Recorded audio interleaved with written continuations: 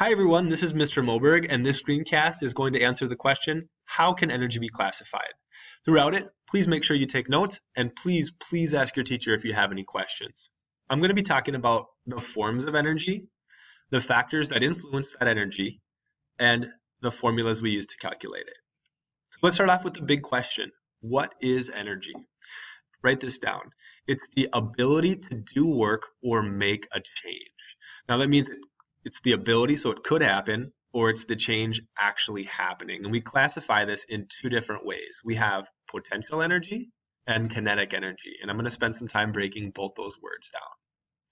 So let's start off with the word potential. If someone tells you that you have potential to be a professional athlete in whatever sport you play, that means that you could do that someday. It doesn't mean you're currently doing it. It means it's something that could happen. Let's apply that to energy. Look at these pictures. So this rock could fall and hit the ground. The bow could be released. The coaster could and probably will move down the hill. The spring could bounce back to its original shape, and the car could roll down the hill. It's something that could happen. It's energy that's waiting. There are two factors that influence potential energy. First, height. The higher an object is, the more room it has to fall due to gravity. So height is a big factor. And the other factor is mass. The bigger they are, the harder they fall. You may have heard that. More mass could do more work. So more massive objects have the ability and have more energy.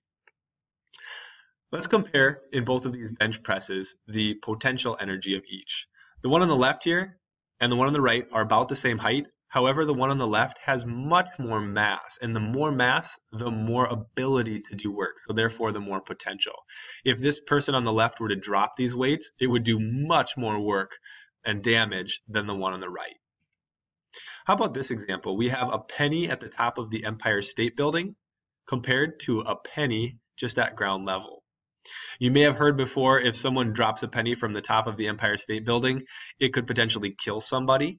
That's actually a myth. Mythbusters tested it out, not actually on somebody, but it does not reach enough speed to kill someone. However, it does have much more potential energy, right? Because the higher an object, the more potential it has to fall.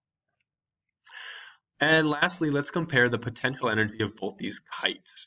This kite, more massive and higher in elevation, compared to this kite, which is less massive and at about sea level. The one on the right has much more room to fall and has more mass, so it could do more work. Moving on to kinetic energy, let's take a look here at the base word, the word kin. Kinetic. Kinetic sand is sand that is in motion. Kinesiology is the study of human movement. Kinesthetic, if you are a kinesthetic learner, that means you learn by doing, by moving. So whenever you hear that word kinetic, I want you to think of motion. On the screen here are a bunch of images of things in motion. Anytime something is moving, it has kinetic energy. It's energy that is happening. There are two factors that influence kinetic energy.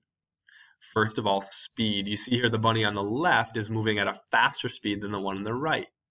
It makes sense, but the faster something is moving, the more work and or damage it could do.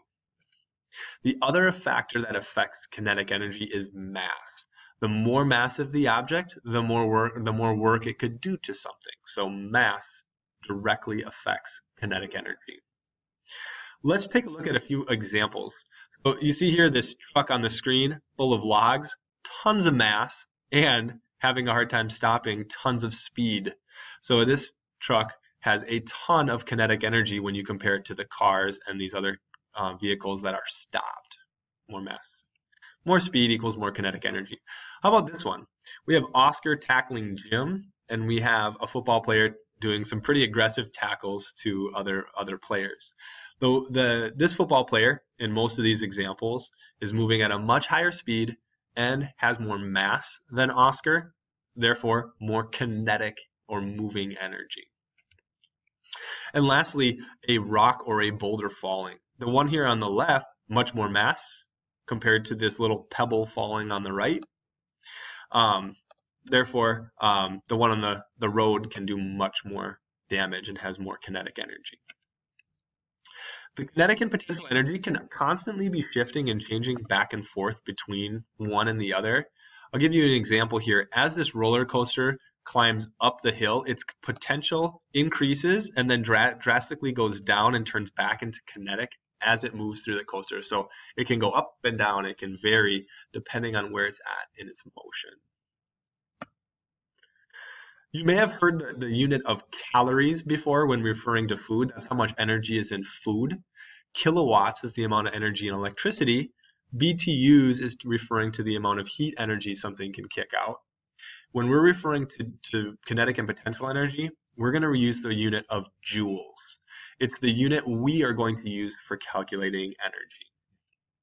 There are formulas that we're going to work with that you need to be able to know how to calculate, one for potential and one for kinetic.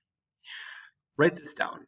Potential energy is the formula is mass, which we're going to use kilograms, times gravity, which is a constant because all of the objects that we're going to be calculating are falling on Earth, which has a constant pulling force of 9.8 meters per second, and height. And we're going to use the unit of meters for that. So potential energy equals mass times gravity times height. Let's plug that into an example. I have this rock here sitting on top of the hill. Its mass is 120 kilograms. Again, gravity is a constant. We're always going to plug 9.8 in here. And it's at a height of 3,000 meters above sea level. So I'm going to take mass, 120, I'm going to plug it in here.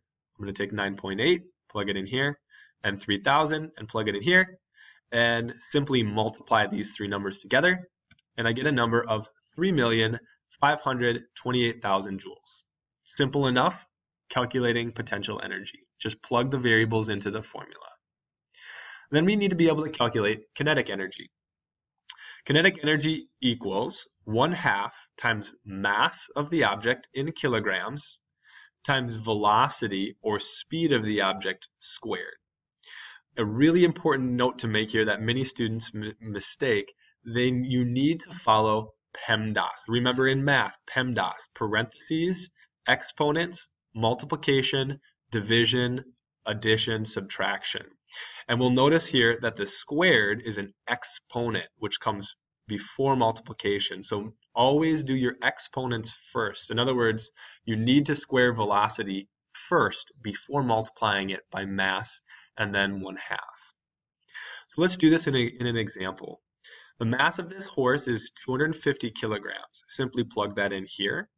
And it's running at a speed of 10 meters per second. Simply plug that in here. I then need to square this number, velocity, multiply it by the mass, and then multiply it by 1/2. And I get an answer of 12,500 joules of kinetic energy in this horse. Again, it's basic algebra. I just need to be able to plug the numbers into the formula. All right, let's recap. What is energy? It's the ability to do work or make a change. And there are two types. There's potential, which is energy that could move. And this is affected by the mass of the object and how high that object is above sea level. Then there's kinetic energy. Kinetic energy is energy that is in motion, and it's affected by mass and speed. And lastly, you can calculate the energy using two different formulas. You will need to know how to use the formulas, and you're going to practice with that here in a little bit. All right, please let your teacher know if you have any questions. We'd be really happy to help.